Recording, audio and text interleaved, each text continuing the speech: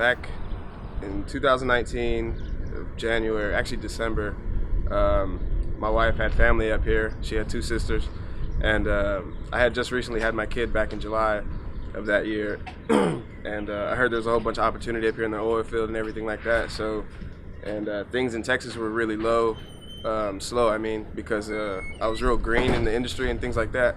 So there was a lot of money to be made up here. So we just decided to make a decision and, you know, make that jump, move forward in life, so to speak. And we just said, you know, whatever, let's do it. So we came up here in January 2019. We've been here ever since. I've been working in the oil field. And coming from Houston, Texas, it is a drastic change, because when I first got here, it was negative 60 degrees.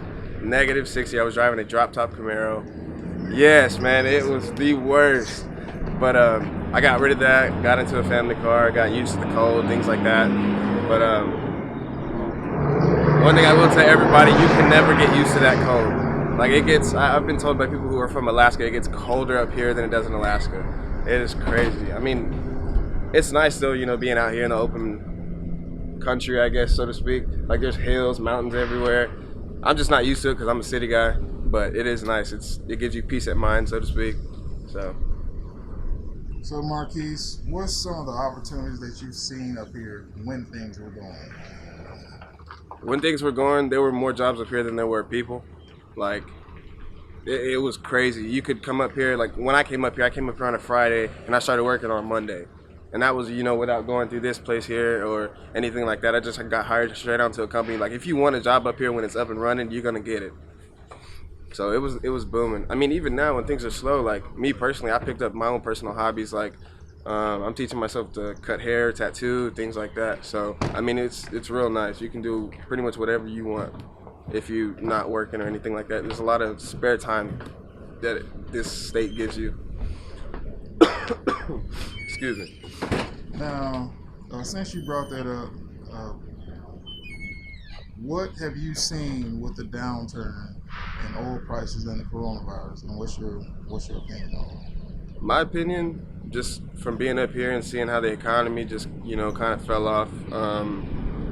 This is one of the states you don't want to be in because it's predominantly work, oil field, and things like that.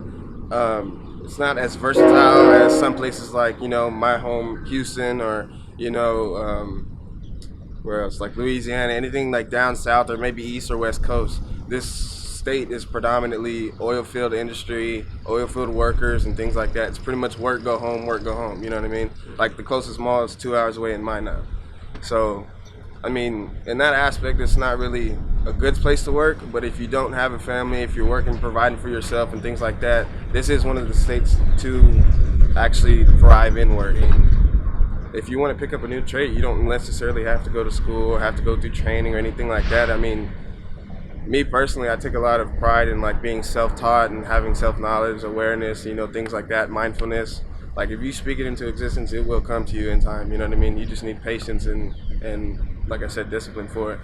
If you really want it, you're gonna get it. What's up, bro? He's good film down here. Hey.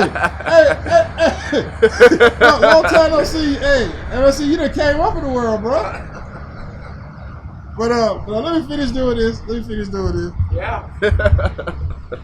So, Marques, man, what are your plans, bro? Are you gonna try to stick it out in North Dakota, or gonna try to make it last as long as you can, or what? Yeah. Right now, I'm just really weighing some options, things like that, seeing how things are going, looking at the economy, stock markets, things like that. Yeah. That's another thing I've gotten into, like stock markets, investing, Me stuff too, like that. bro. I just made another video with me, Shaq, and Anthony and that, man. We talking about the stock market, especially when it first fell off. I'm expecting another fall off come September, October, right before election, when they really ramp up the coronavirus scare and trying to stress everybody out. I'm telling you, man, that's coming. That's another thing I've been doing too, like reading, looking into stock markets, things like that, investing in myself, you know, things like that. But moreover, on your question, yeah, I do think I'm gonna stick it out a little longer, because I mean, when it picks up, it's gonna pick up quick. Yeah. So I'm just gonna wait it out, see how that goes, and if not, I'm shooting back home. I'm buying a house. Yeah, and you know what? That's one thing that I can say. For my time spent up here, I've worked, I've saved my money. I wish I'd have came up here sooner. Yeah. But I've been up here over 5 years, so I've seen it personally come and go. I've seen it slow down. The only difference now is with the coronavirus, this is something different. Yeah. Because in the beginning, they were saying, okay, we're going to shut down for 30 days because since we're contracted work with with the oil company, we have the work. We got the wells, but they're waiting on the price of oil to come back up. Very true. Not only that, they're hoping that everything will go back to normal. Planes will get to flying. People will start traveling. Like the normal cycle of traveling during the summer. Yeah. And on the pickup in gas prices, everything to get back to normal. But for right now, it's kind of tough to tell. All I know is just be patient, stay where you're at. Do you have any ideas for anybody who's looking at entry-level jobs when oil field does come back? Just from personal experience, like if you are welding, getting into an entry-level job welding, people will tell you to fake it to make it. Don't do that. Don't do that. Just be honest. Because they're gonna know when they look at your bead, bro. Yeah. As soon as you strike up, as soon as you do any type of work for them, they're gonna know that you're not, backing up what you're saying. So if you're not able to put your money where your mouth is, don't do it. Yeah. Just be true to yourself. And going back to what you were saying just a minute ago, also in the oil field up here in North Dakota, there are a lot of options.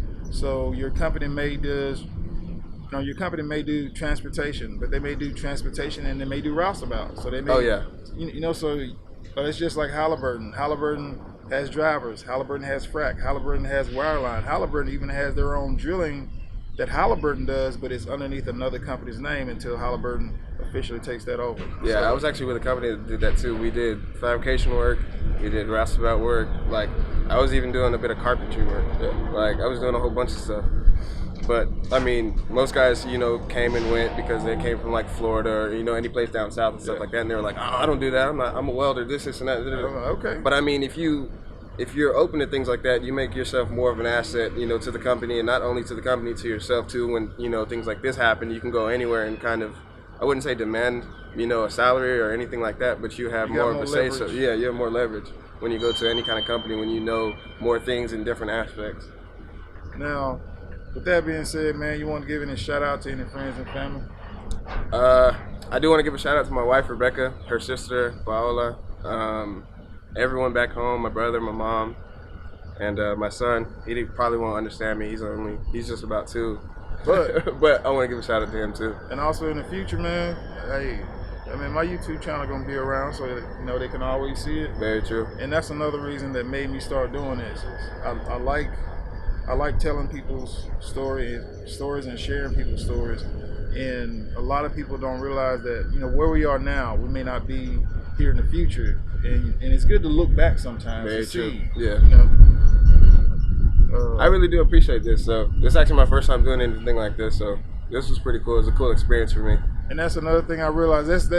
That's just like me asking people. Yeah. I have to always keep in mind that I'm stepping outside of my box, to ask somebody something that's not their normal. Very true. So that's why 95% is a no, but I have to keep Really? asking. Dude, yeah. Really? Dude, 95% of if I ask 30 people in one day, I might get one. Because it's people don't see it like that. People see it as like, you're gonna be recording me, yeah. That's the way most people are, and you get a chance to check out my content and see what it's like. Yeah. I always try to make my content look good because I don't want nobody to look bad. Because if I do something or make something that makes somebody look bad, that makes me look bad. Very true. And my family gonna see that. My friends gonna see that. Yeah. Their family and their friends gonna see that. So I need to keep a certain standard, no matter what. Yeah. And I like doing this, man. And respect I've been doing it for a minute, dude. I was coming here way back when it was Command Center back in 14. Bro. Yeah. Back when people lived all out here. Yeah. People lived all out. People lived all over there before they kicked them out because they were throwing trash and mattresses and stuff all over the place and just keeping it dirty. But I've seen a lot up here, man. So I also want to give a shout out to all the guys I work with. We might be about to get laid off today, but it is what it is. We all got planned to do what we're going to do if we do get laid off. So we've all talked about that party. that we're gonna have.